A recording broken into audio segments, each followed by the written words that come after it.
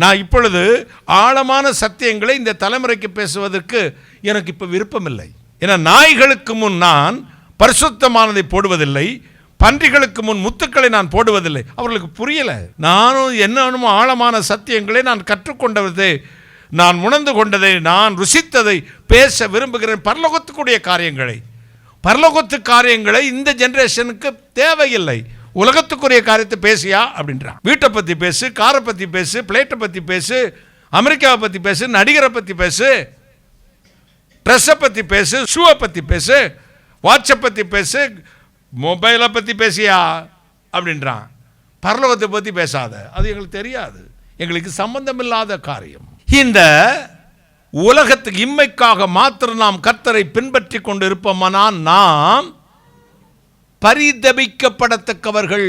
உலகத்துக்குரிய ஆசீர்வாதத்துக்காக இயேசுவை தேடி வர வேண்டாம்.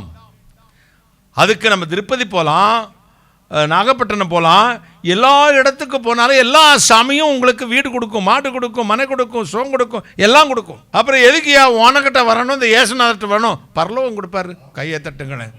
பாவ மன்னிப்பு கொடுப்பாரு. எத்தனை பேருக்கு பரலோகம் வேணும், பாவ மன்னிப்பு வேணும்?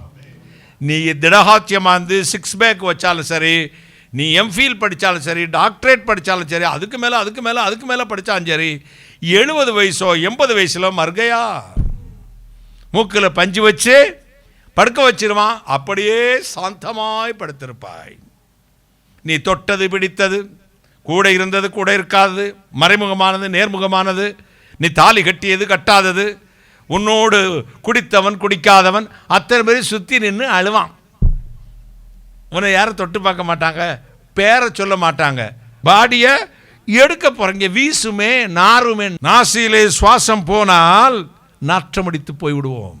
இந்த சுவாசத்தை கொடுத்தது கர்த்தர். கைகளை தட்டி நாசியிலே தன் சுவாசத்தை, ஜீவ சுவாசத்தை ஊதினார். அப்பொழுது அவன் ஜீவாத்மாவானான். ஆத்தாடி கூத்தாடி களைத்த உடம்பு காத்தாடி போல கலண்டு விடுமாம். என்ன ஆட்டம் உனக்கு! எவ்வளவு டெக்னிக்யூஸ் யூஸ் பண்ணுற, ஃப்ராடு பண்ணுறதுக்கு எவ்வளவு தூரம், ஃப்ராடு பண்ணுறதுக்கு எம்பிட்டெல்லாம் டெக்னிக்யூஸ் யூஸ் பண்ணுறாங்க. பெற்றோரை ஏமாத்துறதுக்கு என்ன டெக்னிக்கு, மனைவியை ஏமாத்துறதுக்கு என்ன டெக்னிக், இந்த பெண்கள் புருஷனை ஏமாத்துறதுக்கு என்ன டெக்னிக்ஸ் எல்லாம் யூஸ் பண்ணி என்ன அக்கிரமம் நடக்குது பாருங்க உலகத்தில். இந்த டெக்னிக்ஸ் எல்லாம் அவர்கிட்ட எடுபடாது. டெக்னிக்கை கண்டுபிடிச்சவர். கையை தட்டுக்களை ஒரு அல்லேலூயா.